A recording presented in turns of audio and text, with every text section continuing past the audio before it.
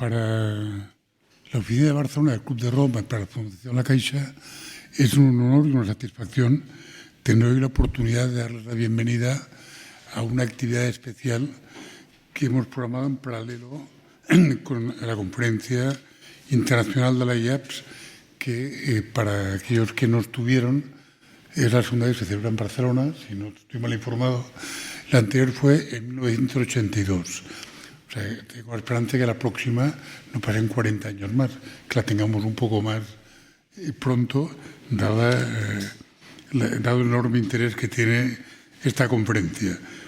Quería dar gracias a Enric Pol como instigador de esta iniciativa, de esta actividad especial, ser un poco uno de los culpables. Le agradezco la oportunidad de tener hoy con nosotros a Sergi Valera y a Zeta Lau. A Sergi Valera como presentador y moderador, muchas gracias por su generosidad, y a la ponente, a Zeta Lau, por su presencia, porque realmente es una satisfacción y un privilegio tenerla hoy en el Forum Macaya y tener la oportunidad de, a partir de mañana, difundir sus aportaciones a través de nuestra web en todo el mundo. El tema objeto de la ponencia de hoy, espacios públicos, sostenibilidad, porque es importante, porque no importa. Yo creo que importa con carácter universal.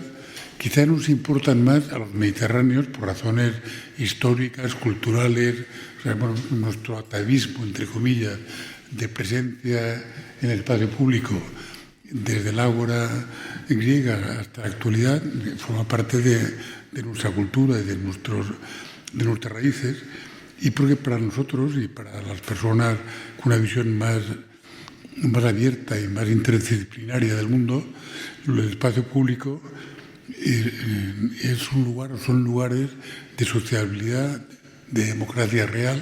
Esto nos lleva a pensar en el ágora, de conflicto a veces, de generación o de creación de cohesión social. Bueno, en cualquier caso son imprescindibles, como lo son también a nivel muy concreto y muy práctico los comercios de proximidad. Son lugares de creación de relaciones, de contacto, de interacción positiva, o no siempre, pero potencialmente positiva, en todo caso de gestión de la diversidad. Y por ello se me ocurría, mientras pensaba o trataba de imaginar la conferencia, le confieso, señor Lou, que uno de los oficios que me hubiera gustado tener si tuviera varias vidas es el de antropólogo. Me hubiera encantado ser antropólogo. Solo soy economista, un poco sociólogo, aficionado, pero sería de vocación antropólogo porque intuyo que podría disfrutar mucho. Entonces, les decía, pensando o tratando de imaginar la conferencia de hoy, se me ocurría proponer, si es que no es todavía el caso, que propongamos a la UNESCO que bautice o que defina, como homologue, el espacio público como patrimonio de la humanidad, por su aportación a la historia y a la civilización de los seres humanos en todo el mundo. Por en todo caso, perdónenme esta pequeña broma, y muchas gracias y bienvenidos de nuevo, y gracias. Sergi Varela toma el mando de la sesión. Molt bé, moltes gràcies. Moltes gràcies, senyor Lanaspa. Benvinguts, benvingudes. Les primeres paraules seran en català, porque me consta que a Zeta le gusta oír el catalán y el acento catalán, y luego ya pasaremos al castellano. Bé, moltes gràcies per haver vingut. En primer lloc, voldríem agrair al Palau Macaya i al Club de Roma l'oportunitat de poder celebrar aquest acte. Aquest acte, com bé es deia, s'inscriu en el marc del 28è Congrés de la IAPS, que és la International Association for People Environment Studies. La IAPS és una associació internacional i interdisciplinar i celebra un congrés bianual que acull amb més de 500 persones que estan interessades en l'estudi de les relacions entre les persones i els seus entorns físics. I aquest any, precisament, avui inaugurem el Congrés de la IAPS a Barcelona, que estarà actiu des d'avui mateix fins a divendres a la Facultat de Dret de la Universitat de Barcelona, al campus Diagonal. Bien, en este contexto tengo el gran placer de presentarles a la profesora Setalou.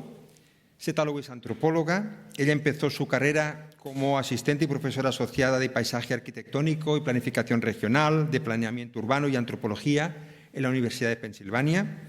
Recibió su doctorado en antropología cultural por la Universidad de California, Berkeley, y desde entonces ha desarrollado una brillante carrera académica e investigadora que la ha llevado, entre otros méritos, a recibir una Senior Fellowship en el Getty Center, una Fellowship en el National Endowment for the Humanities, una Fellowship en la John Simon Guggenheim Memorial Foundation por su investigación etnográfica sobre espacio público en América Latina y en Estados Unidos, y un sinfín de distinciones, premios y reconocimientos. Fue presidenta de la Asociación Antropológica Estadounidense de 2007 a 2009. Trabajó en un proyecto colaborativo sobre métodos espaciales y prácticas públicas financiado por el Center for Advanced Study in the Behavioral Sciences en la Stanford University.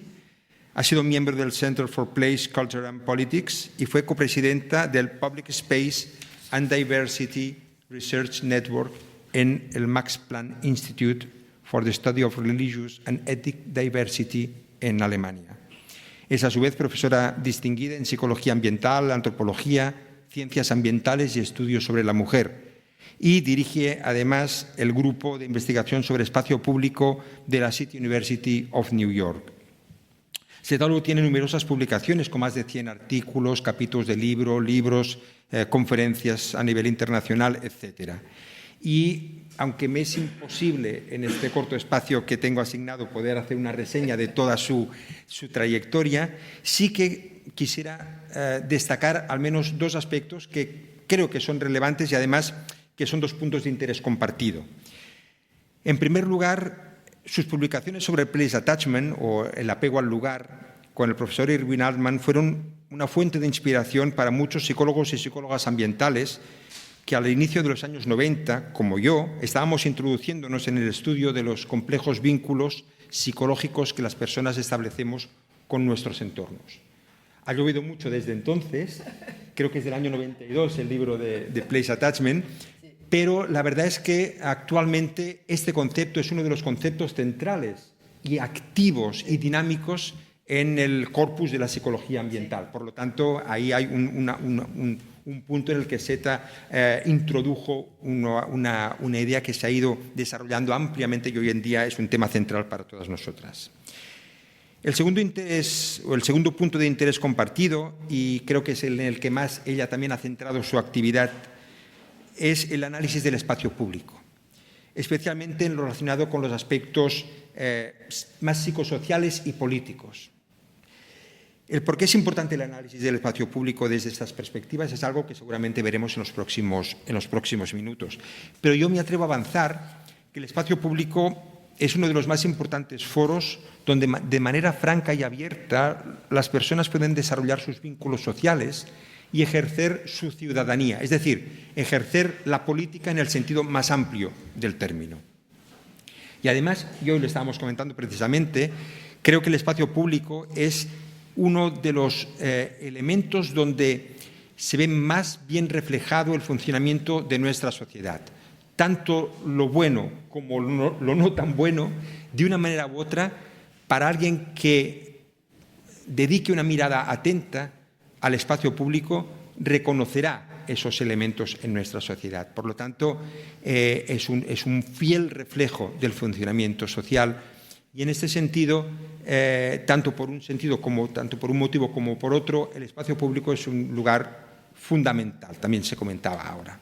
Sin embargo, este espacio público se ve permanentemente amenazado por diferentes tipos de factores, desde el neocapitalismo más radical, la privatización del espacio público, la búsqueda de seguridad de las personas, la segregación socioespacial que sufren nuestras ciudades. Todo esto, entiendo yo, son amenazas al espacio público y Setalou ha sido perspicaz a la hora de analizar y difundir estos temas y estos estudios en libros o en publicaciones como On the Plaza, The Politics of Public Space and Culture en el año 2000, Behind the Gates, Life Security and the Pursuit of Happiness in Fortress America en el 2004, Politics and Public Space en el 2006,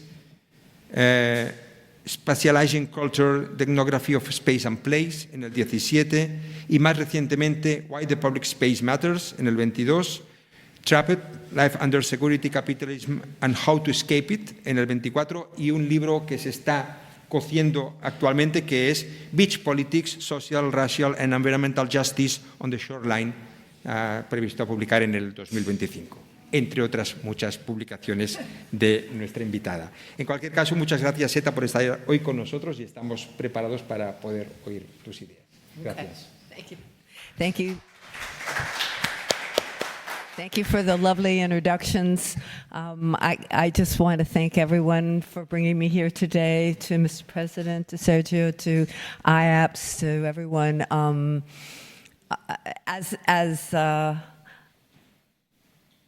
just really delighted to be able to share my work with you in this beautiful setting, in this incredible city that, in a way, maybe I'm talking about something that you don't need to worry about, but that, in fact, is an issue in much of the rest of the world, which is public space. The talk is in some ways a review of what is in the book for those of you who might be interested, but also might give us some time to really talk about what the issues are today here in Barcelona that maybe I don't touch upon in as great a depth, such as gentrification, but what the relationship is between the things that I'm really talking about. And I'm going to try to cover quite a bit in my 45 minutes. So I would really appreciate if you tell me if you're able to follow all of what I'm going to do. But I would really like to talk a little bit about why public space matters, what it is, why it contributes to a flourishing society, which is one of the things really bringing positive psychology back into environmental psychology. I'm trying to argue that it's much more than we're really giving it credit for, and then how it contributes to sustainability, and finally, what might be action plans at the individual and city level. So let me get started by saying, for me, I'm particularly interested in a particular kind of public space, one that I think you all will resonate with, which that it is a place that provides an opportunity for social interaction, especially with people who would not normally encounter one another. And this is a perspective that really highlights human connection, protecting places for spontaneous encounter, and problem solving, which is Dewey, that coming together is among strangers is also a way of solving the problems that we face together. One of the major contributions I feel of this book, or of the work I've done over the last 35 years, is that I have been trying to clarify and calibrate what public space does and how it does it to transform antecedents, any place with a particular history, a demography, government policy, how it turns into these very positive outcomes like health and well-being and sustainability and resilience that we all hear about. And through my research over the years, I've come up with 3 basic mediating variables. The first is contact, which I think we all know about. The second is public culture, which I think as an anthropologist might be what I'm bringing to this conversation. And the third is affective atmosphere, which I'll talk about, which is really coming from colleagues here in Europe. And of course, social media, which I did not study over the last 35 years because it wasn't such a force, but certainly contributes to those 3 aspects and needs to be added into this mix. So, what do I mean? Contact. Contact is a well-established psychological concept that there has been now over 60 years, really, of research that contact between different people reduces prejudice and improves social harmony. And there is study after study. This is not something we need to question anymore. I think the literature is on our side. And even more than that, even non-direct contact, I mean, certainly friendship, but indirect contact and simulated contacts actually contribute to positive outcomes. And these outcomes include deprovincialization, a broader worldview and ideology, problem solving, flexible thinking, creativity. Overall, it's considered a liberalizing agent in the sense of it opens up the views of people who are there and shapes human cognition and experience. In the same way that we talk about liberal education or street technologies. And contact is good for a whole lot more than we ever thought. And as people are now considering part of the basic theory of human psychology, and environmental psychology is getting a lot of credit for that. Okay, so contact. We want, public space brings people into contact. That's what I'm talking about. Contact in and of itself isn't enough. We can bump into people or see them, it has these attributes, but how do we go from contact to the kind of health and well-being and resilience and sustainability that we're looking for? And I argue that it's through something that I call public culture.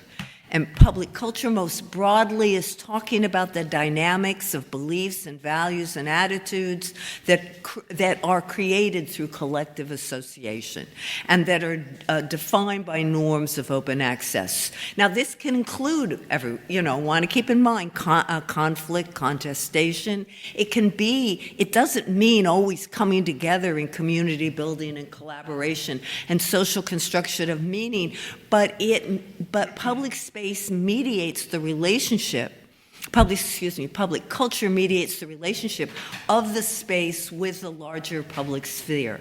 How does it do this? By teaching us how to behave and how to get along with one another.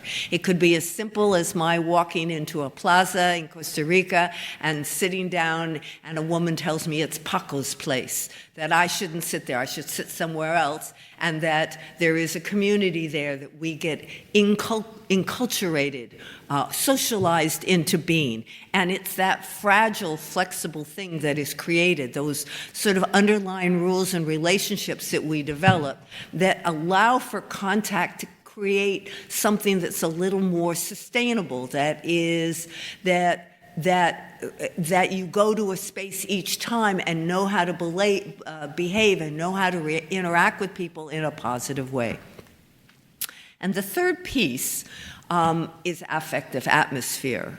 And this really is a concept that I first read about from Anna Barker, though Ben Anderson in geography talks a lot about atmosphere. And I really originally was not as interested or didn't think it was as powerful. But take this example. If you are in New York, in the Bronx, that's the north part of New York City, and the Yankees is the baseball team that everybody cheers for, wins. What happens in the parking lot? Do any of you know what happens in the parking lot? Can you say? When they win? Yay. And what else happens? People talk to each other, right? They slap each other on the back. They start chatting. They go, wasn't that fabulous? This whole kind of atmosphere completely changes the nature of the contact and the social interaction. Okay, what happens when they lose? Right? Everybody pulls into themselves. No horn honking, no hand slapping, nothing. All right, so that's a different atmosphere. Right? Whatever term, I know it's an academic term. I apologize. We haven't got it. If you can think of a better term, I'm here. Please share it.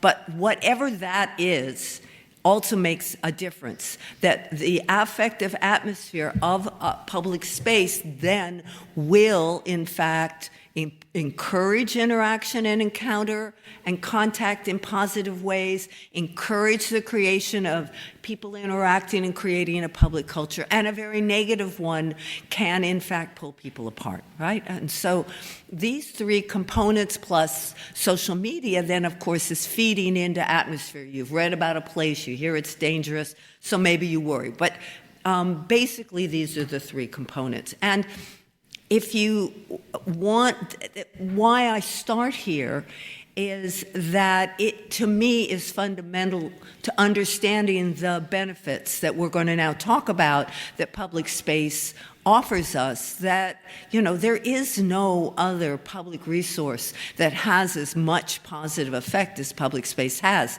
But my point is that in order for that positivity and the flourishing that we're going to talk about, for it to happen, it isn't just contact alone. It requires these three mediators, is what I call them, as sort of a psychological terms. But you could think of them as the matrix within which the space is going to happen to produce it. Second question is, what is public space? And this is still an open question. What do we mean by public or publics? Does a public exist in the private sector? Something that I've been thinking about. Does public mean governmental? Or does it mean, like Dewey or Habermas argued, that the public is formed as a corrective to state power and outside the private and personal profit motive? What creates greater publicness? In the work that we've been doing at the Public Space Research Group, really we often talk about publicness. Something isn't just public or not. Publicness is made. For something to be really public, it means that people take it on, right, and pull it in and bring it together, bring it to life through the contact and through the creation of these public culture and the atmosphere. It isn't a static thing, and I think that's incredibly important that we all remember it's made. And the second part of when we talk about space, what kind of space are we talking about? There's a lot of discussion. Do we include only physical space? I've mostly studied physical spaces, the built environment. But what about virtual space or imaginary space? Certainly there is virtual public space. Is it really public, or is it mediated, by the economic interests that produce the internet? What about imaginary public space? Can we be using virtual imaginary public spaces as ways to create the kinds of positive outcomes that I'm talking about? So I think we need to think about public space in a very complex way.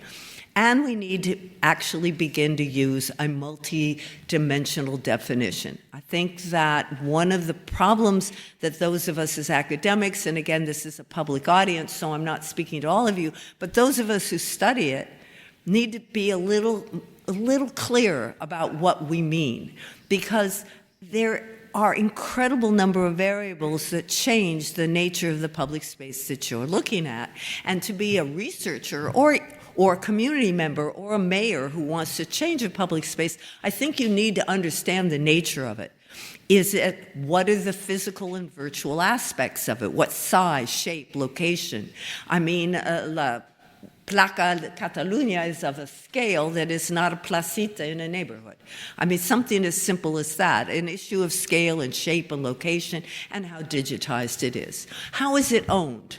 I keep hearing here in Barcelona, everything is public. Well, in New York or in the United States, but particularly in New York, there are limited partnerships, public-private partnerships, and totally private public spaces. So ownership will make a huge difference in that privately owned public spaces we know do not function, people do not behave, don't have the same atmosphere as public ones. And public ones, the message can be changed. There's also not just ownership, but the governance authority.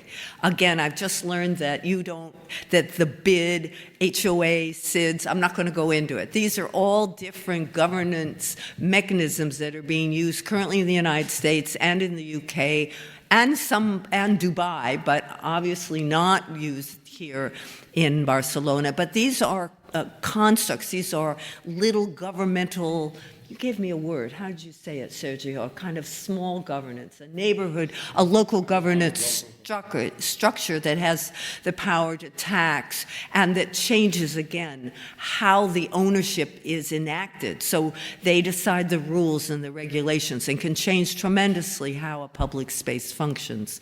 There are, of course, the historic and symbolic meanings. Here we're in a very historic place, has all kinds of symbolic meanings. That public space, that public park in front of it, I assume, certainly that the meaning of this building has some relationship to what happens in that space, what the meanings are, how they're emplaced. Political activity, can you have it or not? I mean, Central Park, which is the big park in New York, you can't have demonstrations anymore. So is it public? So political activity plays a role. Civil society, is it a forum for ideas and problem solving? Is the public space? Anyhow, my point is, without spending any more time on that, is that when we think about public space for sustainability or for in any way, we need to think about it in a multidimensional way. And the more we can stipulate and understand that these factors and many, many more create very different kinds of spaces, we can begin to study them and understand them in a better way, in a way that can be more effective at the city level. So my big point overall, if I had to say there's one thing I want everyone to know, and probably everyone here already knows it, is that public space contributes to a flourishing society. And I want to add to that, it's at both the individual, neighborhood, urban level. I might even go to national level. And it does it in all the ways that I have here on this slide, and I'm not going to go through all of them. I'm going to give you some examples in this talk. But a flourishing society is more than a good society or a successful society or a profiting society. The idea of flourishing comes from positive psychology, and really I've used it, again, it was a decision. I wanted a term that would say that public space does more than the minimum. It does more than make money. It does more than give value to real estate. It does more than just that it enhances the whole nature of our everyday lives and society as a whole, and without it, and when it's gone or when it's privatized, the consequences can be and are felt. And if you ever had any question about that, you could think about all the refugee camps that have been designed around the world where there is no public space. And the one example of one outside in Palestine, in which they finally put in a little public space, and how it transformed the social relations. So if there's any questions, go to the extreme, that it transforms what goes on. And as I'm going to talk about a little more concretely today, it contributes to sustainability. But I want to be clear that I'm talking not just about environmental sustainability. It's not that I don't think any longer that it was the most important part. There is no question with climate change that the ecological sustainability and the ecosystem services that public spaces can provide, and I will return to this, are incredibly important. In fact, after this book, Why Public Space Matters, took 7 years to write. And at the end, that's what I walked away saying. Okay, the most important thing is the green space, the blue space, the renewed air, the pollution. This is the most important thing we can do. But much of my career, I focus on what I call social and cultural sustainability. How do we maintain our societies in a way that is productive and going forward? How do we support cultural difference? Again, something that we talk a lot about in the US, but is beginning to be of concern here in Spain and across the EU and across the world with all the migration. How do we learn to sustain cultural variability and diversity in a healthy way? So when I talk about sustainability, I like to think about it and you could think of other kinds of complexity that we want to sustain. Of course, we want biodiversity and environment, and we need that to stay alive. But I would also argue that social and cultural sustainability is equally important, at least in the short term particularly, because as we move forward, these are all intertwined, because they are not separated.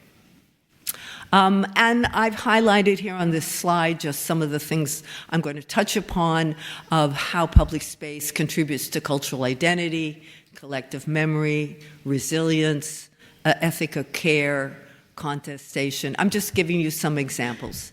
And I'm basically going to now spend like the next little bit. Is everybody with me? Are you all, am I clear?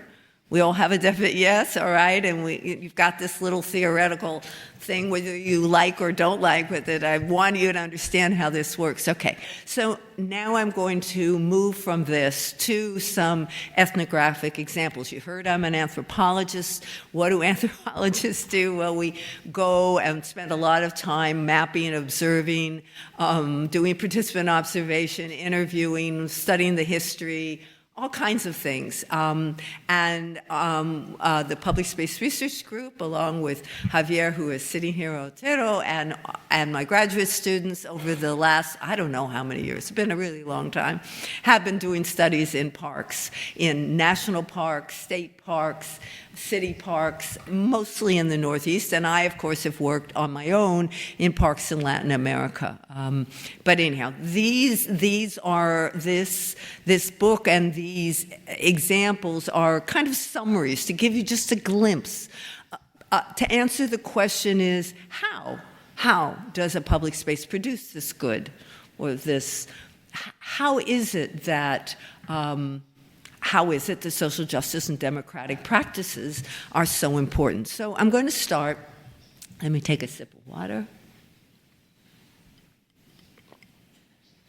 To my translator, am I going too fast? Are we okay?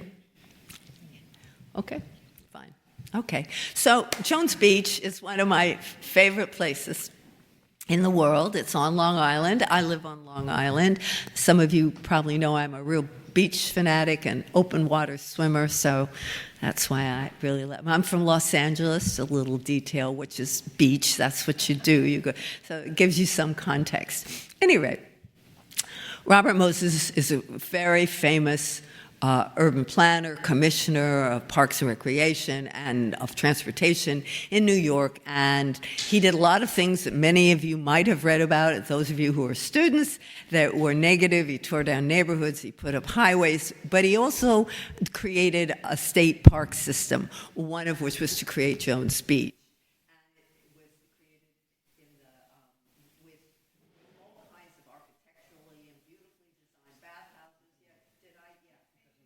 Okay, I touched it. Okay? We all right? All right. Okay. So anyhow, all right, moving right along. I'm so worried I'm going to run out of time. All right, we can always skip. At any rate, Jones Beach is this amazing beach. And actually, to me, the most interesting part is supposedly he designed it for the middle class, for people who drove cars out into Long Island from New York City. And he didn't set it up for buses or subways, which meant at that time that only people who owned cars at that point, we're talking about 1940s, late 30s, could go. So it was a very elite park. It was to be European.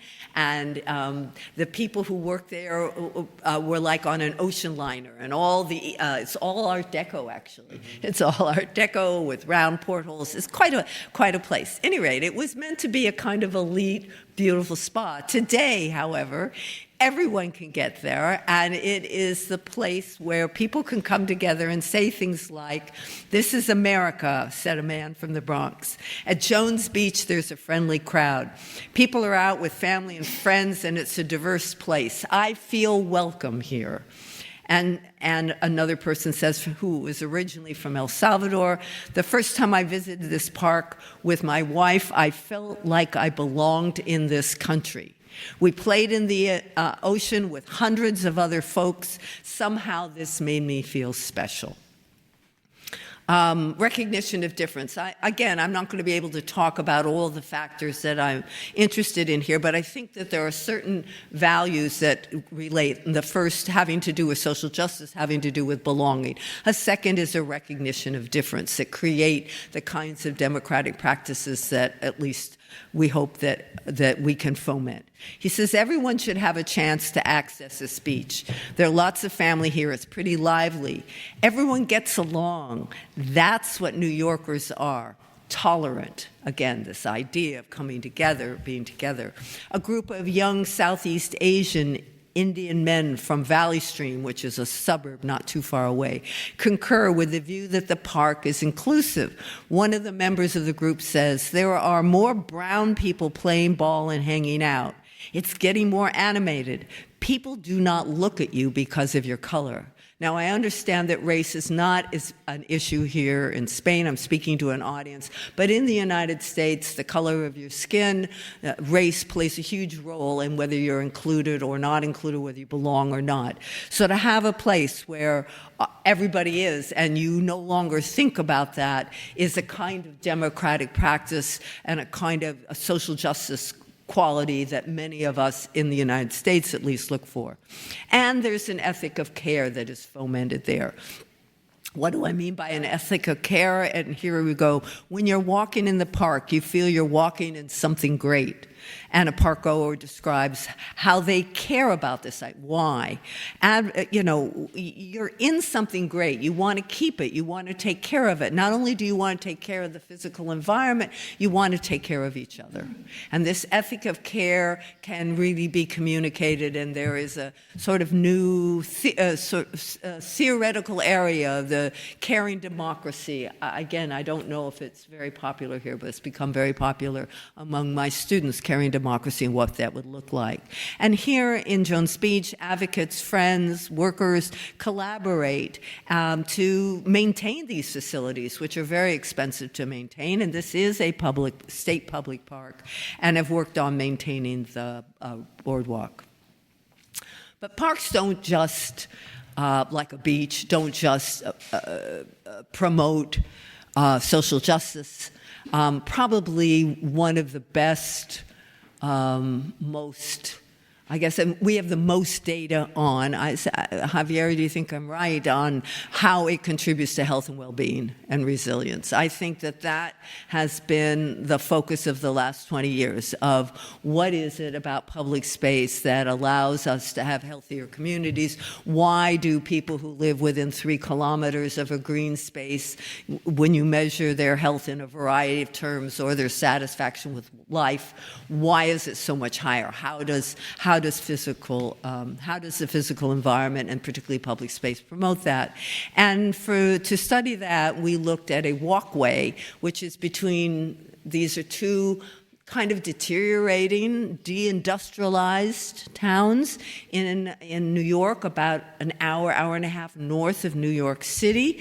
It's a bridge that was a train trestle over the Hudson River that the community came together to save and to turn it into a paseo, a linear park. And it's transformed the community. It's transformed the communities both in that it motivates people to exercise. It also says, people talk about, I love to look at the boats down at the water and the houses. I love being outside. It's a backup plan for not going to the gym. It's so nice. I don't want to be inside, so I come out. I mean, it's a real motivator and has changed the health. But it also has, people talked about the ability, this is an African-American man, and he walks the bridge religiously to prevent having another stroke. He said that the benefit of the physical exercise plus its mental therapeutic value. We were talking yesterday about blue space, and I keep telling you that I care so much about beaches, but blue space seems to have tremendous impact as well as green space on mental well-being. He says, the bridge is my sanctuary. I love the water. I don't want to go in the water, but I love looking at it. It helps me think, make sense of my life. There's also a sense of security here. that there's all kinds of people walking together, and even when you're working out. And I think one of the reasons this person says is that I come is because I feel secure. I can get lost in my thoughts. Another reason, people feeling safe and secure, that people feel encouraged to come out and do their walk and see a variety of people.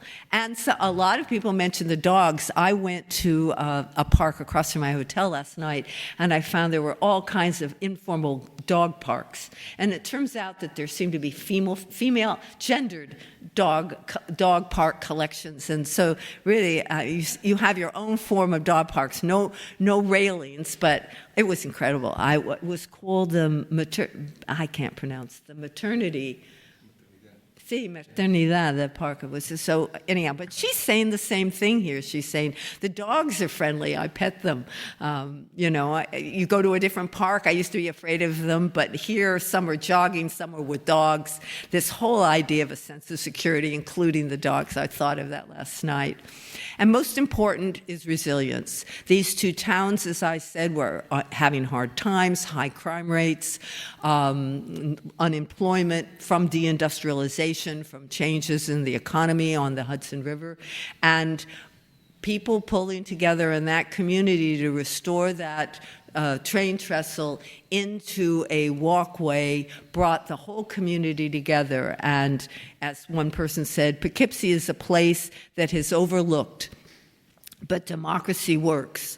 The people saved their own great walkway. They honored it by saving it. And here's another young woman. She said, on the other town, which is there's two towns, Poughkeepsie and Highland, it goes between. I used to work at a retail outlet in Poughkeepsie, and I remember having handouts, flyers, for the walkway way back when they were making plans to rebuild the bridge. It's kind of nice to see that all that hard work paid off. And in fact, employment is up. In the town, crime has gone down. This whole sense of the creation of community, people seeing one another, all these flourishing aspects, both of individuals for their mental health. Again, I'm trying to say the health, individual health, but also the whole community, the town health, that we're not talking about flourishing only at an individual psychological level, but at a social and I would argue cultural level as well, a kind of sustainability. Now, I'm going to go a little faster over these because I'd like to especially spend a little time on sustainability. But the next factor we talk about is play, recreation, and creativity. And there we did research at a place called Lake Welch. What's important about Lake Welch is it's in Bear Mountain. It's about 45-minute drive from the Bronx. And Bronx is the northern part of New York. It tends to be Spanish-speaking, heavily Puerto Rican, heavily Caribbean, but not necessarily, but mostly Dominican for those Caribbean Spanish-speaking peoples who live in, as they'll tell you here, I'll let you tell them themselves. And it's very, very popular with Latinos. And what's wonderful about that is that because Spanish language and cultural practices of people who are there, people are very nice to one another, one man said. He said, whenever I need a lighter for the barbecue, somebody lends me one.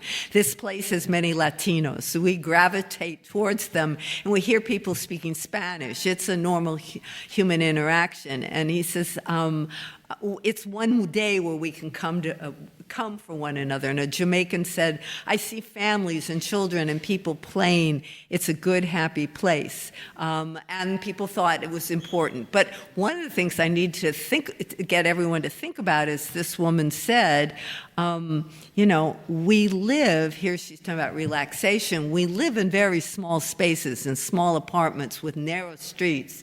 It's a very tight, urban, hot grid in the summer. And you didn't even have apartments big enough to have your, say, whole extended family. She said, so we like the beach, the water. We lived in a closed room. Here we want to get out. And here, groups of 100. These are large families of people, and friends can come together. And this is something that they can't get in the city and is incredibly important to relaxation, play, recreation, team building, and finally, reflection and memory. Many of the people we interviewed came from places where there was water and parks, probably a lot more than we have in New York, and that these places remind them of where they've come from, give them a sense of collective memory and continuity that, yeah, really, it's quite incredible. Coming here with my parents, they began to make their own things, but it reminds us, say, of playing outside in Mexico when we were children, or it reminds us it was something we could do together coming forward. So public spaces are places of collective memory. One thing we tend to forget about, or at least in the United States, if I was talking to say a New York crowd, is the informal economy. In the global South, about 60% of people work in public space. And I'm not overestimating that. People work in public space, and streets and sidewalks and parks and plazas and markets are full of people working. And because of that, without public space, people can't make a living. And here is a cartonero. He's from Buenos Aires, and he's picking up trash. This is the work of Mariano Perlman, who happen to know, maybe you know Mariano, an anthropologist. And he is only allowed to work by other people allowing him into the streets and side yards of their houses. But there's lots and lots and lots of form of innovative informal work. This is in Burma, this is in Myanmar, in Yangon, and all of us have probably experienced, if we've traveled in the global South, outdoor markets or people living on the street or shops on the street. And even here in Long Island, New York, we have quite a problem with integration of immigrant workers who come from all over Latin America and the Caribbean, but most often Latin America, heavily Venezuela, right now Ecuador, Colombia, and Central America. People stand on the sidewalk to get work.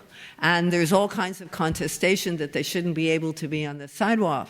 But yet, this is a great way to integrate immigrant workers into larger work crews. This is one of the most successful ways that we find sustainability for groups of people who can't find work. And that public space is integral to that. And informal economy after a disaster. This is Puerto Rico after Maria.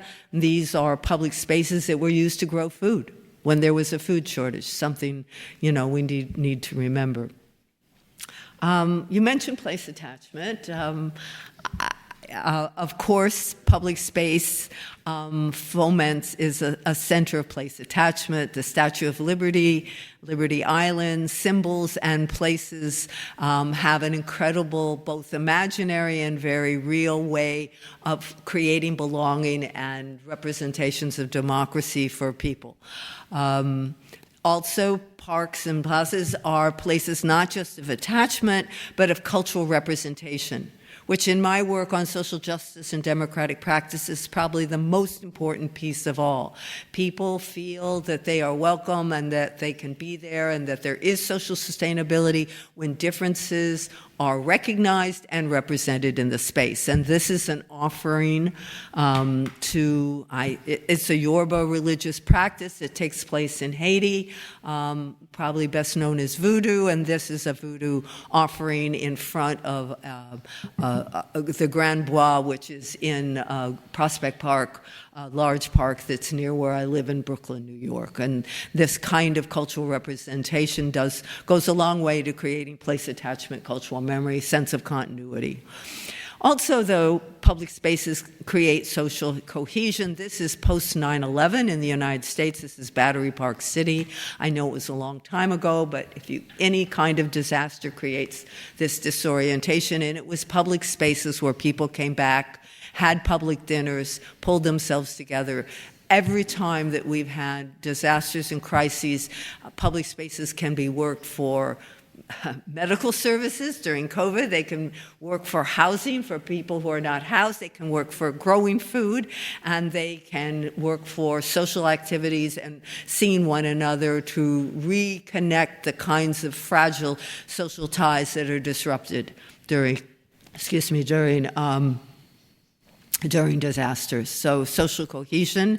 And finally, and I put this in for my colleague Javier, intercultural encounter. There is a lot of interest in creating spaces in which cultures can come together and intermingle in ways that are more productive. This is a building actually that was not so successful in Melbourne, New Zealand. It's an abstract representation of diversity that was not really read by the local cultures very successfully. So finally, to our main topic, public space and ecological sustainability. And really, there's not enough time to say enough, but let me just start with gardens. Gardens in cities are, if I were to ask what's the most important public space in a park today, that you'll get the most, we say in English, bang for your buck. That means you get the most impact, the most change, or the most positive change for one decision would be community gardens. Why? They deal with the physicality, the material, ecosystems part of sustainability, runoff. They reduce pollution. They reduce heat islands. They create social cohesion, and they can produce food. They offer all the positives of playing, recreation, collective memory coming together, intergenerational contact, and at the same time, they contribute the most to ecosystem stability. Urban gardens are really all over New York. You know, when New York was in bankruptcy in 1976, again, a long time ago, urban gardens sprouted in every empty lot. And those gardens revitalized people, gave them hope, brought them together. Those three things, the atmosphere, contact, and public culture, rebuilt a kind of foundation. And there are also sustainable parks. Do you have any sustainable parks here?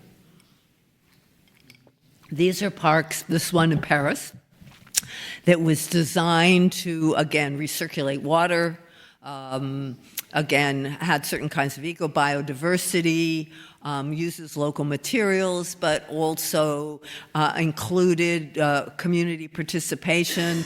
This is mostly, I want to say a Maghreb community, an Islamic immigrant community that lives here that don't have places for their children and didn't feel like their culture was being sustained. All of these sustainable parks have very good attributes. The problem with sustainable parks is sometimes they're sustainable symbolically and not ecologically. They're sustainable insofar that they reuse materials or, use indigenous plants. Am I making sense? And in certain kinds of ways, but they aren't in any way really changing the entire environment. I think, though the idea is right, I just think that we need to think about them. I think about sustainability not just as a design principle to sell the park or as, but to think about it truly in a sustainable way. Unfortunately, sustainable parks don't always look the way everyone, but then we need to change perceptions. Then if a wetland and walking through a wetland is really what's sustainable, then we work on perception. Ecological planning. We were talking now about how climate change is upon us. The specter of not being sustainable is now with us. And everyone says, we've just realized what's going on. But in fact, that's not true. For someone as senior as myself, my first job was at the University of Pennsylvania in landscape architecture and regional planning under Ian McHarg. And Ian McHarg was a visionary thinker and who believed that designing with nature would provide health. I was a medical anthropologist. That's my background, health.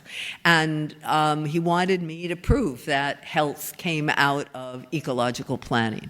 So 50 years ago, we knew that there was evidence that more ecological planning could make a difference. And I worked on a project on Sanibel Island in Florida, which is a barrier island that has a very fragile ecology. And indeed, that plan was able to maintain much of the biodiversity of the island and reduce development that at that time was overtaking the entire island.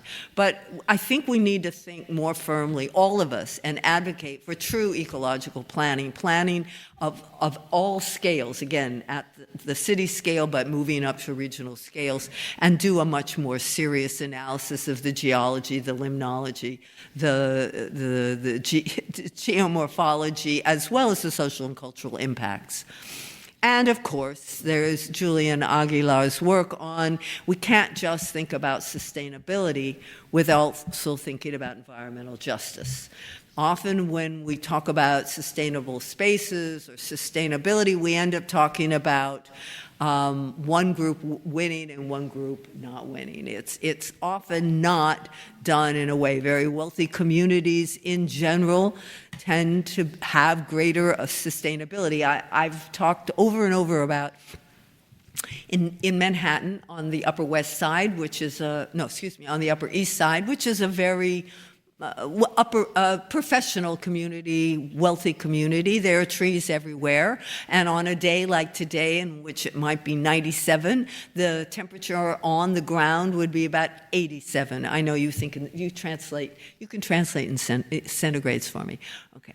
But if you were in the Bronx, again, north, very Latino, where no trees, lots of factories, lots and lots of barren streets. Say 110th Street, you measure, it could be 110 on the sidewalk.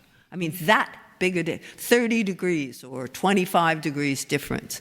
And who gets the sustainable community and who doesn't? It's all due to wealth. And any maps of New York, any maps of actually any city that you can look at the heat islands where they are, and the industrial areas and where they are, and polluted areas and where they are. So I don't want us to talk about I think we need to talk about sustainability always in terms of environmental justice and thinking about what Julian calls just sustainabilities, which is a lot harder to actually create. So, coming to an end. So you say, all right, great, Setha, yeah? Lots of good things, right?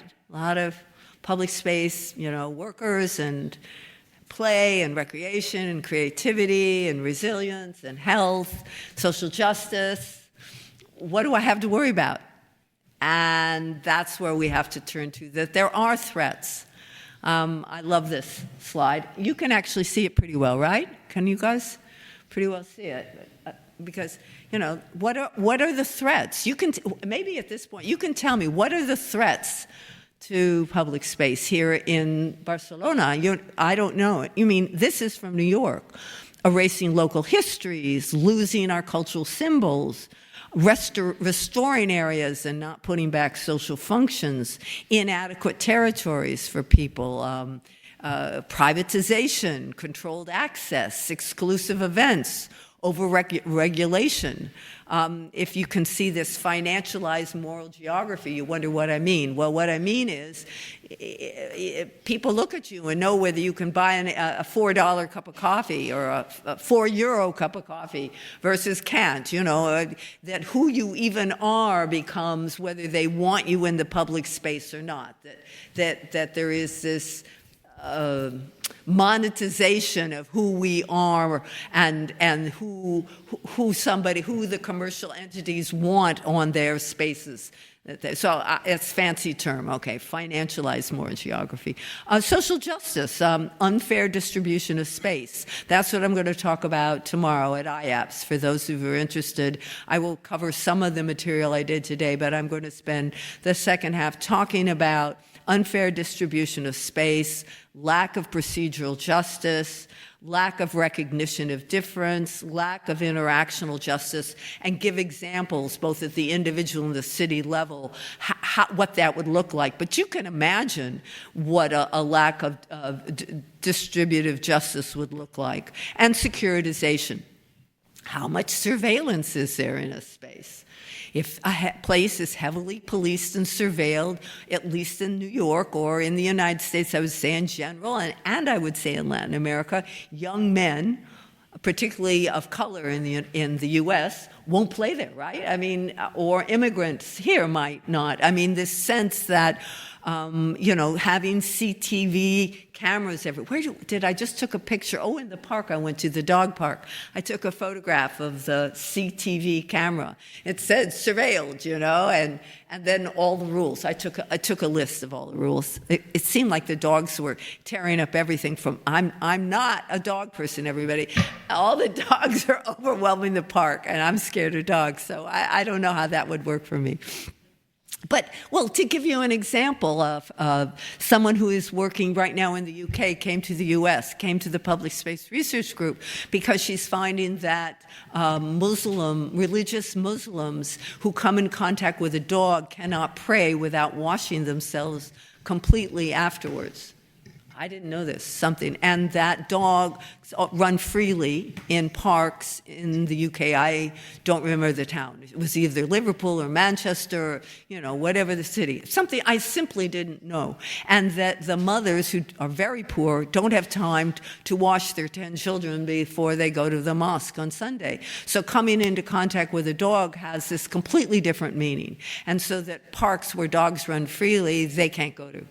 I mean, these are things we don't think of. We don't think of unless we think, again, about cultural sustainability and think. So securitization, I put in here racial and cultural profiling, who can be somewhere. And again, I'm going to elaborate on the threats to public space tomorrow. But there are equally numbers of ways to improve it. The same thing. We can create and leave evidence of local history, which there was in this park that I was in. Retain the symbols, restore functions, make it open access, have free events, limit regulation, focus on cooperation and collaboration, use community policing, do people watching, Sergio, we've been talking about, use people watching, have flexible and porous borders, use respect and understanding rather than racial profiling. Again, I know that's very US based, but there is profiling of all kinds. I don't care if you're in China, it was people who came from the country who the gated communities didn't want. If it's in South Africa, I mean, in all cultures, there are wanted and not wanted people. There are outsiders and insiders. There is a normative community. So I just, make sure there's a fair distribution of space. Make sure there's room for everyone. Anyway, you've got the idea. So where do we go from here? And this is what I hope maybe we could talk about. Barcelona is well on its way of creating a public space system that benefits all. You have been the recipients, as best I know, of many, many, many, many, many mayors, is that not true, who really believed in public space and who really believed in creating a livable environment. Who taking, the calm streets to put green spaces inside the cuadras, he said, don't use Spanish, blocks, I guess in English. I hear the beach is completely free. I can't wait to see this. And that you don't have to, pay to go to the beach. Your parks are open. I still want to say there was a huge fence in front of my park. When I started to go across from the hotel, and I asked the runner if I'm allowed to go in. So that's what I mean by a symbol. I read the symbol of the gate and the door opening as not sure if it was private or public. So that shows you maybe that I'm from the US. The guy looked at me who was running. He thought I was crazy. He said, what was I speak enough Spanish. He said, well, what was I asking? But I just want you to know that for someone not from here, I thought maybe it meant I couldn't go in. It's interesting. So different people, what am I saying? Different people read things differently. But so what are the next steps to linking public space here to sustainability, right? I think that's my ending question. I read in the New York Times literally a week ago about the loss of affordable housing with gentrification. And as colleagues from the Barcelona Urban Lab have demonstrated, public space can stimulate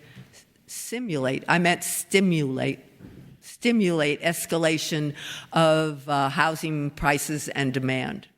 How can we have better spaces, public spaces, without gentrification?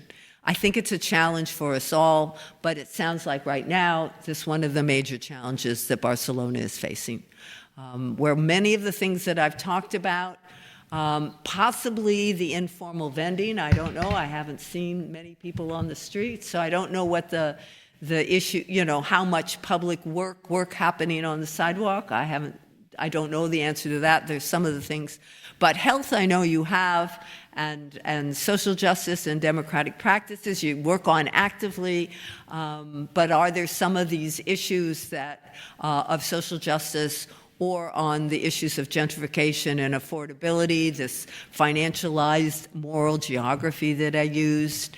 Are there some places in which the public space's affective atmosphere is not welcoming to some or only welcoming to the few? What more can we do to create a sustainable environment? Thank you.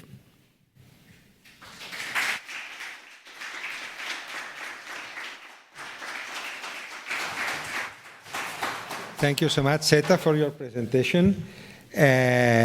Vamos a abrir un turno de intervenciones o de preguntas. Quizá necesitaríamos un micrófono. Estupendo, gracias. ¿Quién interviene?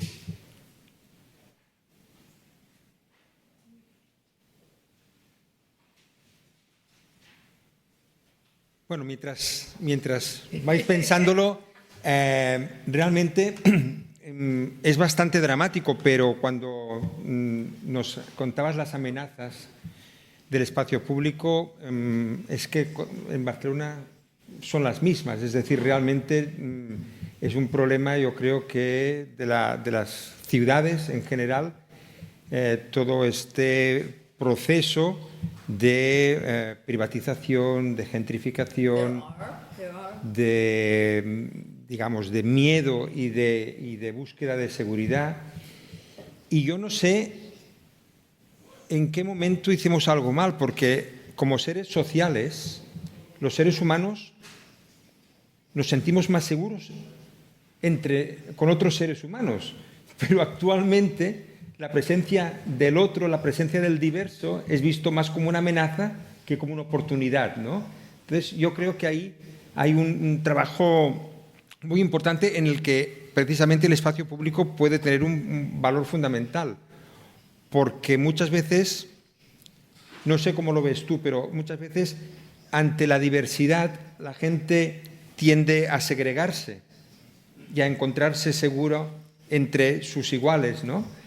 Pero ante el problema de la diversidad, el antídoto es el espacio público, es el contacto en el que tú comentabas, es el momento en el que dirimir los conflictos, en el que reclamar justicia, etcétera, etcétera, ¿no? Entonces, bueno, yo creo que ahí hay una tendencia, y es cierto que hay ciertos espacios públicos que cuando sufren una mejora, acaban siendo espacios menos democráticos, porque son espacios más exclusivos, sí. Son espacios donde los procesos de gentrificación se aceleran, ¿no? Entonces, allí hay un unbalance que yo no sé si tienes alguna idea de cómo resolverlo. ¿Es una cuestión social? ¿Es una cuestión de gobernanza? No sé. Es una pregunta muy complicada. Sí. En español un poco difícil, pero I'm going to just check in English. You're saying that there's this tendency for people to segregate at the same time to come together. So how are we going to do this? Estamos hablando de esto right here. Micrófono. Sorry. Sí. Yo voy a tratar en español. Vamos a ver cómo sirve para ustedes. Bueno, o yo regreso a inglés si es necesario.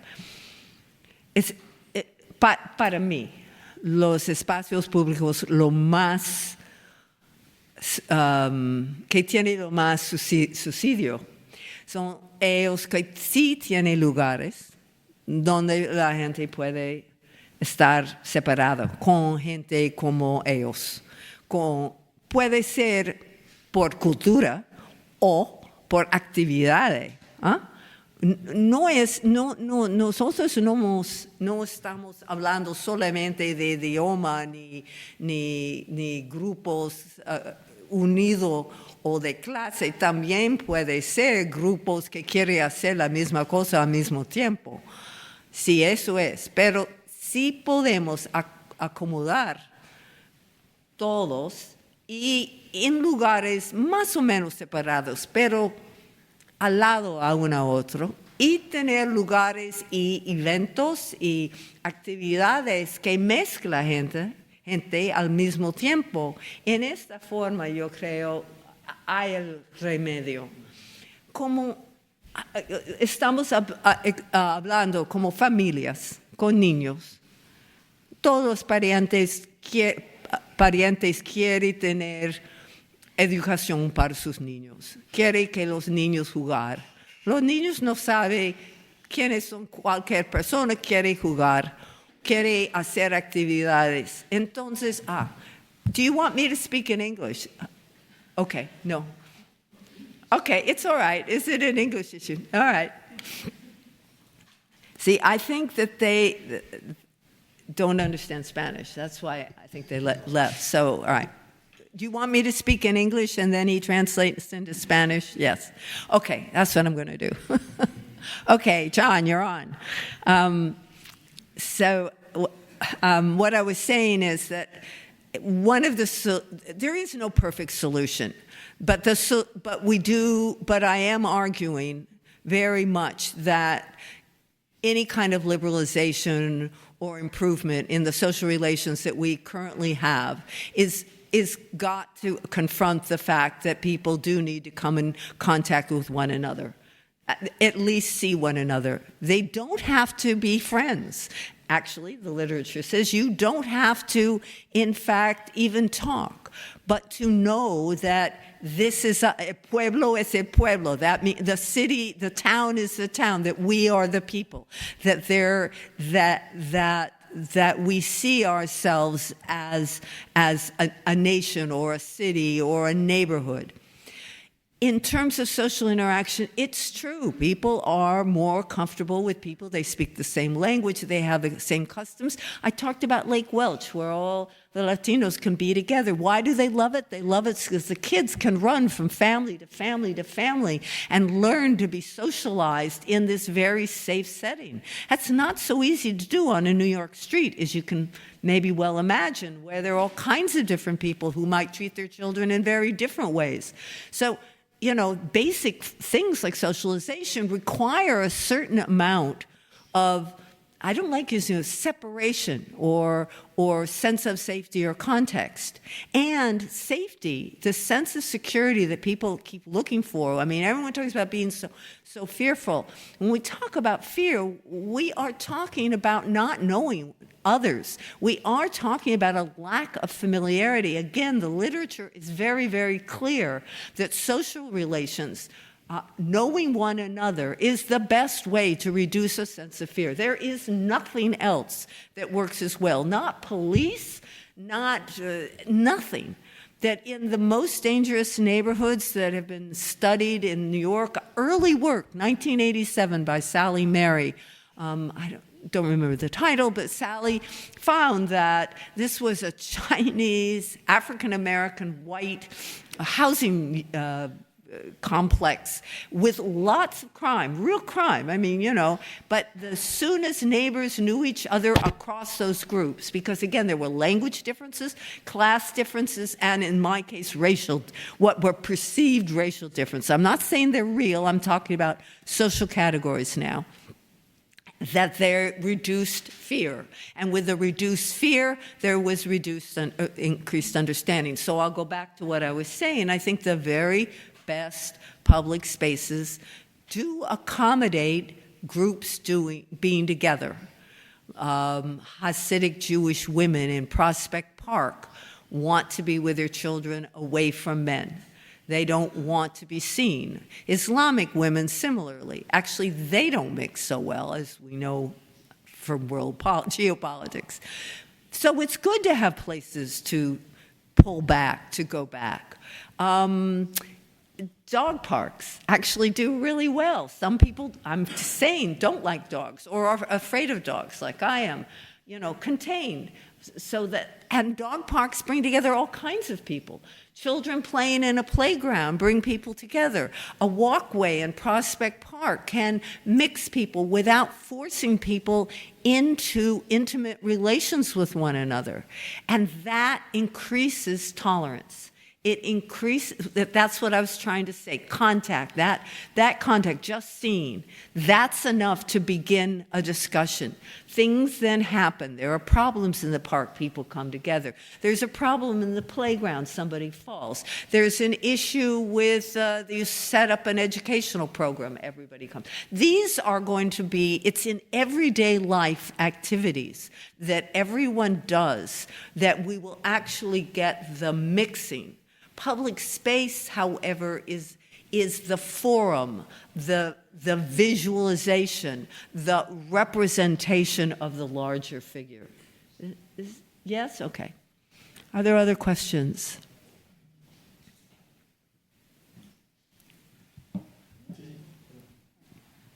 Well,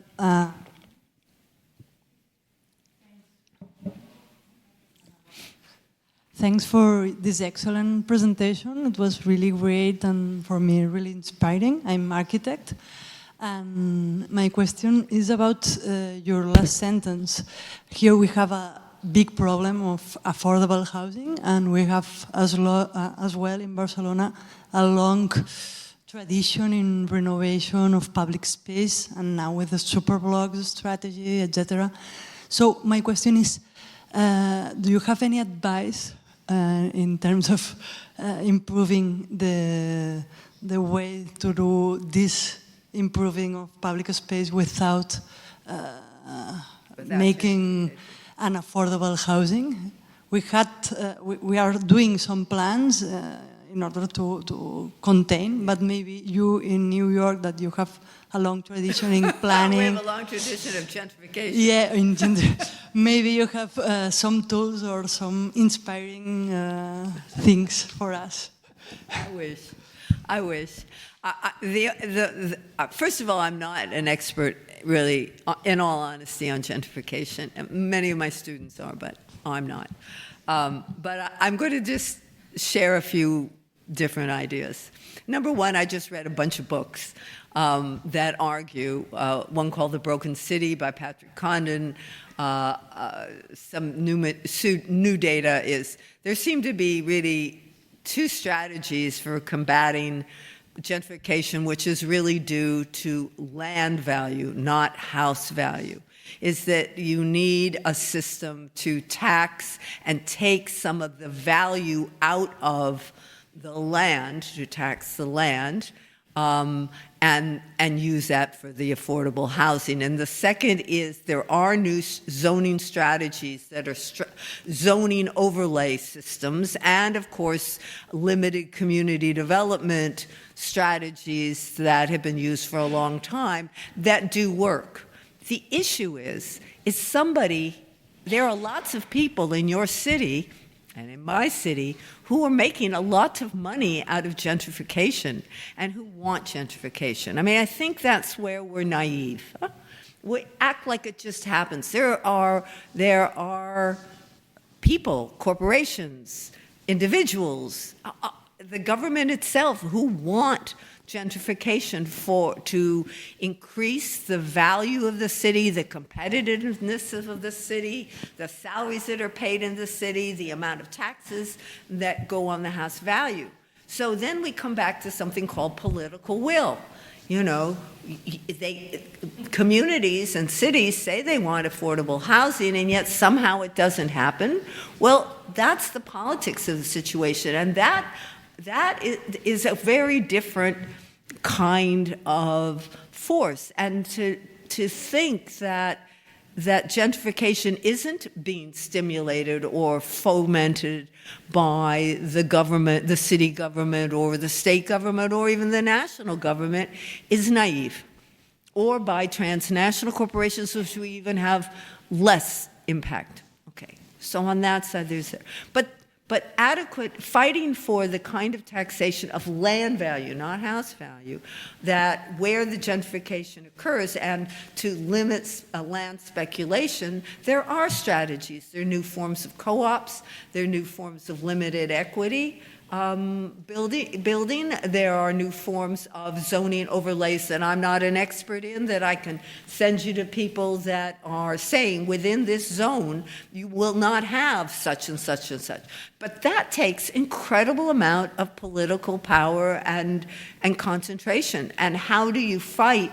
I mean, a lot of what I have been writing most recently is on surveillance capitalism and security capitalism. I mean, we're in a late capitalist moment where land is where the value is being put, all extra profits in the land, and it's constantly seeking somewhere else to go. So it's ravenous.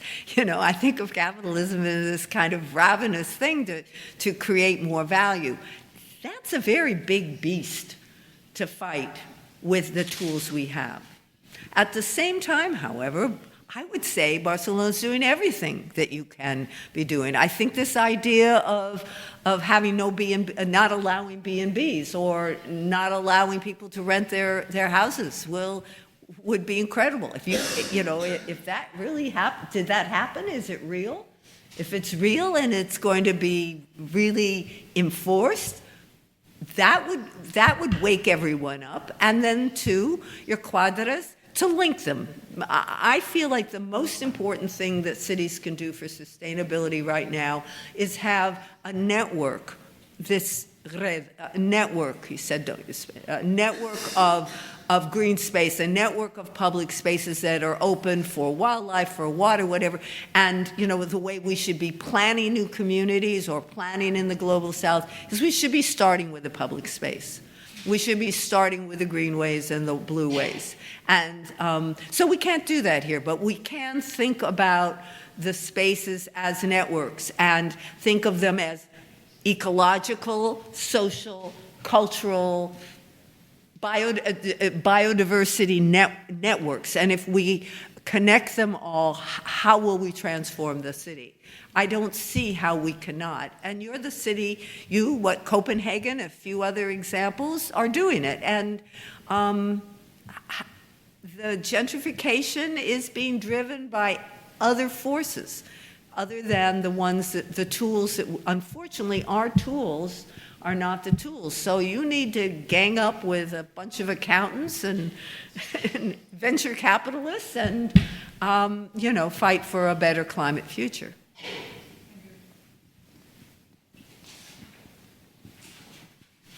Oh, up here. Sí, vale, sí, bueno. Hago la pregunta en español para mejor. Entonces, por favor, at least speak slowly for me, okay? Okay. And not in Catalan, please. I love it, but I don't understand Entiendo. Sí, bueno, primero también felicitarte y agradecerte por esta presentación tan buena en todos los sentidos. Y sí, yo también un poco era enlazado a la pregunta anterior, que se comentaba como la amenaza de la vida sostenible en las ciudades como la gentrificación, y no sé si en esta palabra incluye un gran problema que tenemos en esta ciudad, como es el turismo voraz, que pues es uno de los orígenes por esto de la... You have to translate, okay? Or Javier's going to translate, it's all right. Go ahead. Okay. No, if you want, I can speak in English. Well, he can translate. You go ahead in Spanish. Translate. Vale. Yeah, you're going too fast for me. Sí. It's all right. Disculpa. And I'm nervous. Sí, pues, it's hard. Sí, ¿no? Como que este turismo voraz está haciendo que el precio de la vivienda suba por el hecho de que aumentan los pisos turísticos, sino de habitabilidad.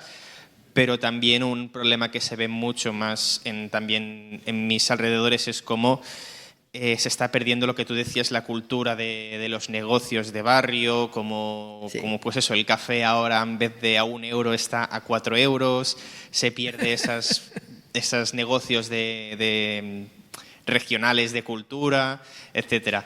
Así que no sé si un poco tú podrías, pues no sé si algunos ejemplos más que eso, ¿no? De cómo sin hacer que se pierda el acceso a conocer una ciudad, cómo controlar que no se pierda la cultura de una ciudad.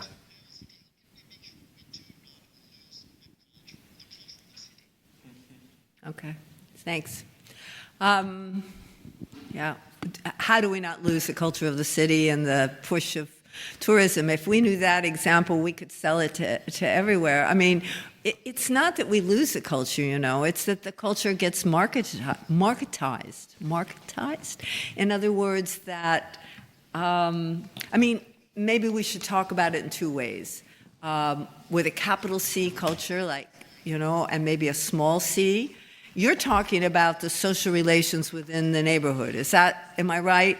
You're really talking about everyday, how do we keep everyday social relations sort of normal and close and cohesive when you have this influx of tourists and foreigners? Is that? More like due to the increase of tourism, not only the prices of housing rising, the coffee. Rising of shops or whatever. Yeah. See, yeah. Yeah. Not cultural, but for everyone. It's gentrification. I mean, huh? Yeah, pop-up shop. Well, listen, I live in a town, this won't maybe mean much to you, but I live in East Hampton, which is probably the most unequal town in the whole world, maybe. And the shops went from places everybody could go, and we now only have Gucci, Valentino, Louis Vuitton, ¿qué más? Chanel, whatever. That's who our shops are. And they're the community, not in the summer, are all regular people. It's only in the summer that this 0.5% comes, and they've destroyed our village. And I'm working very hard on trying to figure out what to do. And so maybe the way I'm going to answer you is what we're trying to do. I'm trying to study where the centers of I'm trying to locate where the everydayness of our town still is, where it's still located, and where it's most in evidence. And then what I'm going to try to do is, I know this sounds odd, but to reinforce it by all the tools that we all know how to use for public space, to make little encounter places into bigger places, to start a small local market of local farmers who will come in and sell goods at reasonable prices, to take local institutions that don't have recognition in the town and bring them in, to try to reinforce an environment. We're also trying to do more activities like fairs and things that, in fact, we're talking about a fairly small place, do things ourselves, you know, have our own flea market, our own secondhand book sales. And I don't think we can stop. I mean, what I'm learning is I personally, with the tools I have, don't know how to stop the rents from going up. That's what they all tell me. There are a lot of businessmen who talk to me. In fact, when I was interviewing the other day, the man said to me, you have a good heart. Well, he said, you have such a good heart. I'm so glad for your heart. But there's nothing you can do about it. What are you going to do, tell Gucci to leave? I mean, I said I'd like to, but he said, you know, there's nothing you can do. You know, the 0.25% of the U.S. who wants this is, you know, and they have rents. It's open, it's capitalism, he says, you know. But I think that what we need to do is try to find, if you haven't gotten there, you can use zoning. You can stop pop-ups. You can zone out pop-ups. You can zone out, at least in the United States, I don't know what your zoning laws are. You can zone out franchises, which is a town called Bellport actually did. And they kept all their local stores, and the rich people go there too because they want to consume culture. That's what I was also telling you. The other thing, I have a colleague who works in Mexico and who's Spanish. She's here right now in Madrid. Matilde Cordova, and she writes about the culture gets so worse that your culture can get sold, that they turn what is Barcelona into a product that they then sell and that you can no longer afford. I mean, that really seems like something else. But no, I don't. I think we have to go around and under and over unless you have the political force to change rents. And how socialist is your city? I don't know. How socialist are you? You can't do that in East Hampton. We have no control over rents, and we have no control over who landowners rent to. Private property is the private individuals, private rights, private property is the actual basis, I think, right now in the U.S. And so, in fact, one of the books I want to write is how do you have collectivity in a culture like the U.S. where you don't have any feeling for collective culture. In Europe, including Spain, there's a lot of feeling for collective culture. I think that you know how to fight for it, and I think you are. And you can reduce tourism. But then as the economy changes, you're going to be poorer. So, and you have the EU pushing you. So, right? Am I correct about, is that, it's not like you get to kind of just do what you want to do. Yes, I'm sorry about that. I don't know the politic of what I just said. But what I'm saying is, can you say we're going to reduce tourism? I mean, Barcelona's hot. I don't have a friend. I'm a very middle-class, older, woman at this point. I don't have a friend who isn't either in Barcelona right now, coming to Barcelona last week, or coming next week. And we all thought it was great I was coming to Barcelona. They don't know I had to work. So, I thought, so Barcelona's hot. And everybody wants to come. I have friends who are all trying to buy apartments here. Yeah, I'm telling you. And I'm thinking, I'm thinking, what is going on? Now that I'm here, I know a little more. But how did that happen? Beautiful city. Beautiful, really beautiful. I keep saying it really is. I told my husband, why did I come for just 3 days? I forgot. I've been here before, but it's really beautiful. Food's good. Great parks, fabulous public space, historically preserved. What else can I tell you? I don't know. I hear the traffic's bad. I haven't seen it. Sergio drives me around. I don't have to. I hear you have a free beach. Why wouldn't you want to come? I mean, I'm thinking, maybe I'm wrong. Maybe I want to come live, do you want to get me a job, I mean, I'll adjunct or something. So when you start having someone like myself and my friends thinking like that, you're in trouble. Did I hit it again? I do. I put my hand right on it. A little humor. Something more serious now. I was being frivolous. But there is some truth to what I say, right? I mean... Perdón, que es un poco tarde quizá, pero no me resisto a sugerirle, como le gusta venir a Barcelona y a España, entonces querría sugerirle que profundizara en el modelo español de gestión de la diversidad cultural. O sea, en España estamos aplicando empíricamente, y curiosamente no es académicamente muy conocido todavía, un modelo de gestión de la diversidad, de la inmigración, que el modelo intercultural diferente del asimilacionismo francés o el multiculturalismo británico o los trabajadores invitados alemanes.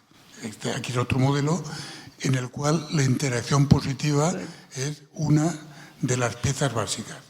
Igualdad, respeto a la diversidad, interacción positiva.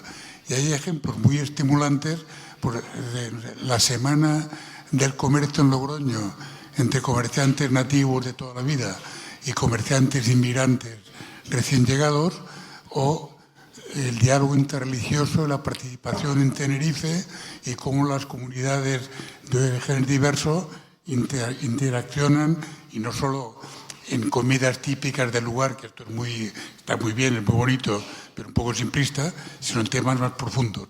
Entonces, la sugerencia sería esta, para situarle en España, cuando la economía va bien, absorbemos, entre comillas, acogemos más positivamente del orden de 500.000 inmigrantes al año. Es lo que hicimos el primer decenio de este siglo. En un decenio después de Estados Unidos, pues el país del mundo, aumentamos prácticamente 10% la población inmigrante, 10% sobre total población producto de la inmigración. Cuando llegó la crisis pasó todo lo contrario, cientos de miles de inmigrantes se iban a otros países europeos menos afectados por la crisis, y en los últimos años, nuevamente este país crece en parte con el turismo, pues cada año incorporamos orden de magnitud 500.000 personas que, iba a decir, en catalán diríamos se n'en surten, se espabilan, hay contribuciones positivas como el padrón de habitantes, la regularización por arraigo al cabo de 3 años de residencia en el país. Bueno, hay factores estructurales y, insisto, el modelo de gestión de diversidad, que todavía es relativamente embrionario, porque llevamos solo como 15 años o 20 años trabajando con él, pero que intuyo que conceptualmente le podría resultar interesante, porque en muchas de las cosas que usted ha dicho me he sentido muy reconocido o muy identificado. Creo que el tipo de visión, de filosofía y de valores es perfectamente coincidente. Con lo cual le animo a que vengan más a menudo a este país y estaremos encantados de facilitarle contactos con el Cabildo de Tenerife, con el Ayuntamiento de Logroño, con Fuenlabrada, donde tienen la policía más democrática y más intercultural de Europa. O sea, podemos ver modelos muy interesantes de gestión aplicada de su modelo académico. Y muchas gracias. Oh, that's wonderful. Thank you. Thank you so much. I would love to. I would absolutely love to come and see. I am sure that Spain has good, I mean, it doesn't surprise me that it's here. This is a wonderful country that has absorbed various cultures forever. I'm actually quite an expert in 1492. I spent a year in a research library because I was very interested in the original contact between Spain and the New World. And I have written about the origins of the plaza and the ideas and how the New World cities were organized in relationship to Spain. I mean, that's an area. So I know more about the old history, but we're talking about a country that had 3, 4, 5, how many different cultures all living here, all together, speaking different languages, having different, we're talking about the seat of diversity, if we really want to think about, if you think about history. So it doesn't surprise me, but I would love to come back, and I would love to take your invitation and come and study this and write more about it, because we certainly need answers. We certainly need answers for other countries, because other countries are struggling, as you well know. Thank you so much. Muy bien. Tenemos tiempo para una última pregunta. Gracias por su pregunta. This is nice. Thank you. Thank you, Zeta, for your presentation. Unfortunately, I arrived a little late. And maybe the 2 questions that I would like to make, you have talked about. I don't know. You have focused the last moment on the gentrification processes. But I would like to make the relations about, in stage, you have a large tradition of not of gentrification, if not about the degradations of city centers when in the 60s people they deteriorated and moved to the near suburbs, right? Then sometimes when you in Europe, there has been a large tradition from European Union to invest money to save the centers of towns. I don't know. This is one thing that I don't know how it's now changing in the States, and what we can learn about that in one thing. The other question is about the new social networks, the virtual social networks. Have you any data or analysis about how the apparition of the social network have changed the attachment to neighborhood or to the city, the appropriation of this space, because at present young people know much better things that are 6,000 kilometers from his house that is in 2,000 meters. There was these only two questions. Thank you. Well, I mean, I don't know anything about social networks, but my colleague, Dr. Javier Otero, studies that and its relationship to space. So do you want to, if you give him the mic, maybe he could answer that question.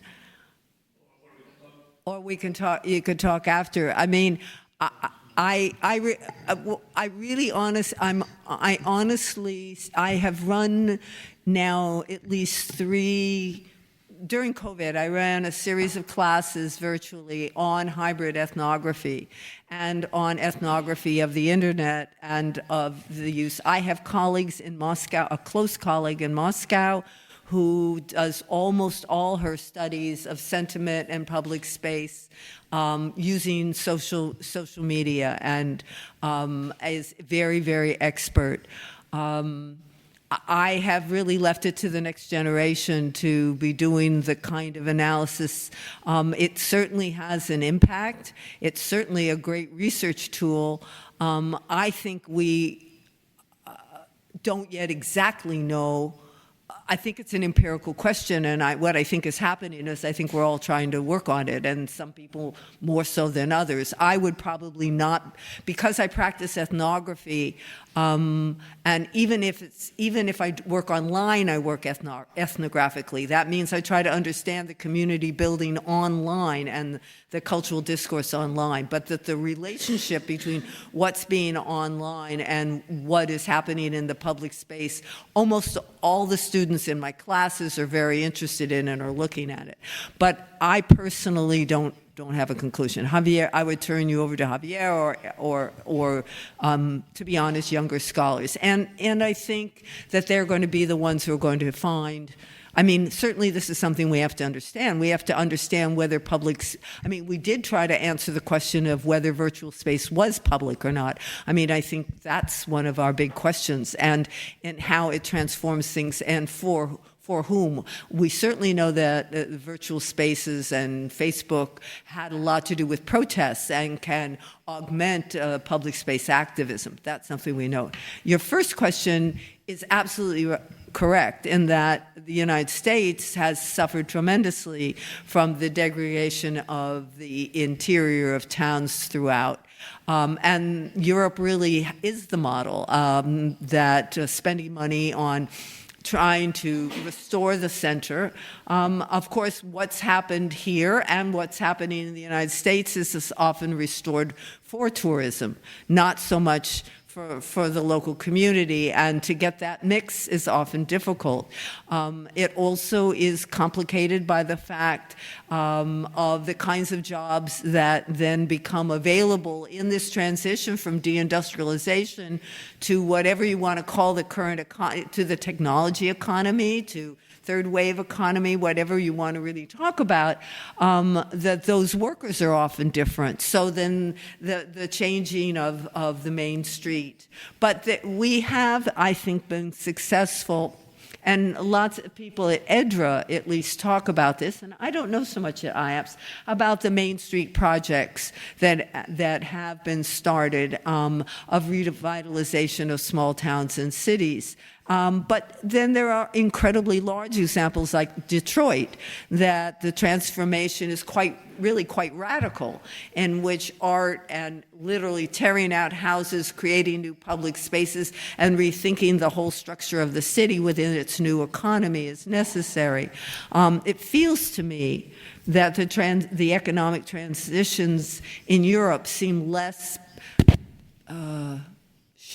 maybe I'm wrong. Maybe because I don't live in the city, but it has seemed less shocking than the kind of one industry town that we faced in the Midwest, tires or automobiles or something. The company closes and the town really dies. The diversity of small shops and shopkeepers and farming and doctors, and somehow seems in Europe to have been more stable. But maybe I'm wrong, but maybe the taxation system and values are really quite different. Again, I feel like U.S. is capitalism on steroids. Steroids is, we're junkies for it, and because of that, the abuses, the deterioration that then can occur, the hollowing out of places that aren't producing capital at that minute in time are left like wastelands. And that still occurs. And again, that's the nature of the economic system that we promote. I think we probably have more to learn from Europe than from the U.S., though because the Main Street projects often replicated things that were being done, in various countries throughout the EU. And there is danger, though, from the tourism. Many of the centers of European cities and towns are, like what's happening with Barcelona, becoming very dependent on tourism and then restructuring and reevaluating and representing and symbolizing themselves for a group of foreigners, essentially, people who aren't there or strangers or whatever. And then the second wave is they want to come live here, and the economies more and more and more are reflected, the cities are reflecting more one another. I think that the biggest thing that we need to be looking at in the future is that I think cities will be related to one another in networks. I think there will be this pan kind of urban large cities now, and the rural areas are going to have their own very distinct cultures, politics, whatever, and the divide, the cities are going to become more similar, and it's going to be the rural areas that will be somehow very differentiated, unequal. I don't know. That's one of my thoughts looking at the future. Muy bien, creo que no tenemos tiempo para mucho más. En cualquier caso, ha sido una experiencia estupenda escuchar a Seta Low. Le agradecemos muchísimo su presencia y también la presencia de todas vosotras y todos vosotros, y por lo tanto, os emplazamos a seguir todas estas discusiones y muchas más en la conferencia de IAPS durante esta semana en la Facultad de Derecho de la Universidad de Barcelona. Muchísimas gracias.